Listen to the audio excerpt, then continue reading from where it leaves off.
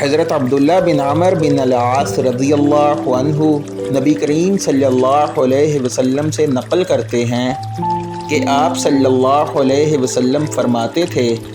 کہ اللہ تعالیٰ علم کو اس طرح نہیں اٹھائے گا کہ اس کو بندوں سے چھین لے،